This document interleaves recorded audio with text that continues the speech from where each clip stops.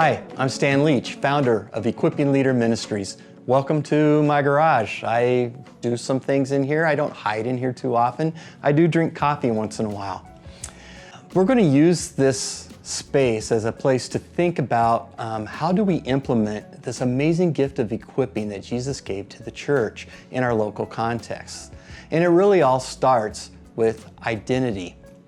We're going to talk about identity today. You can see a chart behind me. In the video description below, you can download a copy of this chart. Maybe that'll help you as we walk through it. So yeah, it all starts with identity. Identity is the deepest core of who we understand ourselves to be, and it impacts everything in our life. It impacts our behavior, it impacts our convictions, it impacts our values, it even impacts sort of our heart responses. And so if that's true, it's really important for us to understand our identity and what it is. And Jesus gives us a great example of how identity sort of flows into our ministry. And so we're going to talk about that today and sort of chart it out on this graph behind me. Jesus said something really interesting when it comes to how do we wield influence among his people in his kingdom. He said, after the disciples were arguing about who got to be in charge, Jesus called them together and said, "You know that those who are regarded as rulers and Gentiles lord it over them, and their high officials exercise authority over them. Not so with you." In other words, don't do that. Instead, whoever wants to be great among you must be your servant. And so, how did Jesus get there?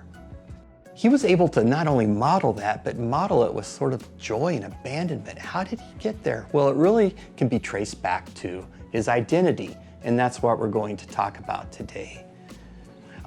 As you look at this chart, the top little clouds are thought bubbles, underneath that are principles, and then a progression of how it works. And at the far side, you can see the word behavior. And Jesus's behavior, as we already have said, is one of service.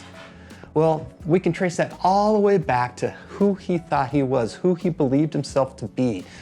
And he grabbed onto the idea that he was the beloved Son of God more than anything else. He was beloved. Twice, God talks about that in the New Testament. God actually speaks and says, "This is my beloved Son." And Jesus held on to that as his primary identity. And when he did that, it caused him to be able to know God's love and rely on God's love in ways that were just amazing and could carry him through really difficult times.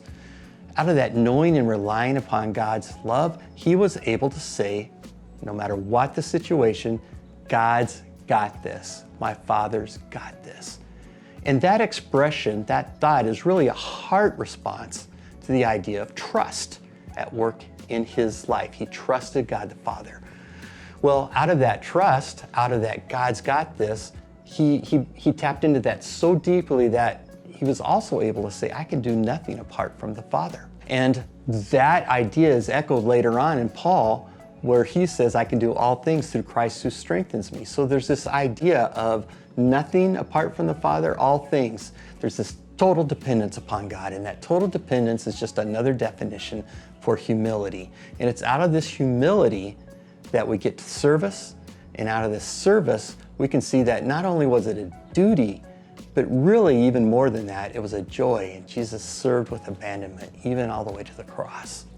So I was talking about this idea with a young leader, and he goes, "Stan, that's really great, but the truth of the matter is I haven't seen that many leaders do that in the church." He said, "I've seen leaders who have favorites. I've seen leaders who power up. I've seen leaders who lose their temper." And we begin to talk about those as ministry cracks that happen in a life of ministry. So where do those ministry cracks come from? Well, it comes from this idea that maybe we are conditionally loved. In other words, sort of the thoughts that ramble around in our head is, God sort of loves me, which leads to this thought, God loves me if.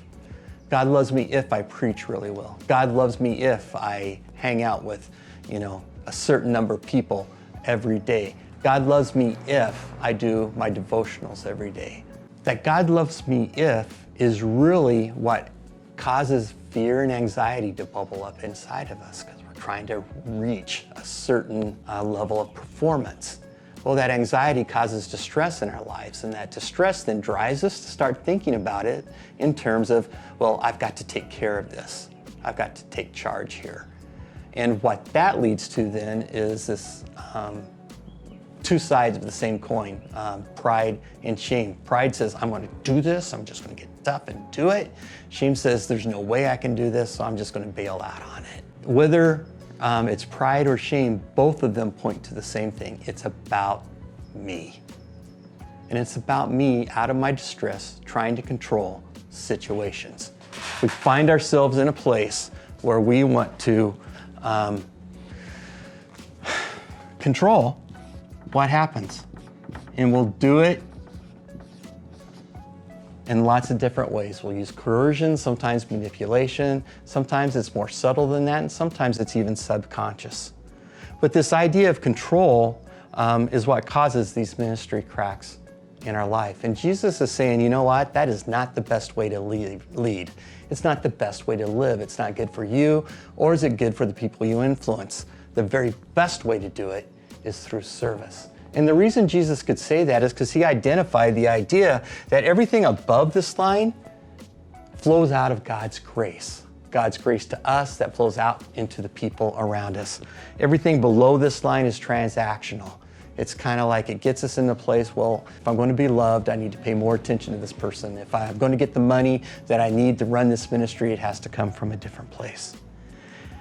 As I spoke to this young leader, of course, he said, I want to live above the line. And I think that's where we all want to live, isn't it? Above the line. To get there, though, we really have to pay attention to the moments when we recognize leadership cracks in our life and recognize that those cracks are coming from some moment where we feel like we're conditionally loved. And we have to push ourselves into a place where we basically reconnect with God's love for us. That's actually one of my greatest hopes for you. Greatest hopes, even maybe out of this video, is that you would be able to reconnect with God's love, understand that you really are beloved, and out of that, you'll be able to trust with humility, and your ministry will be marked by service that'll make a difference for eternity. Thanks for tuning in.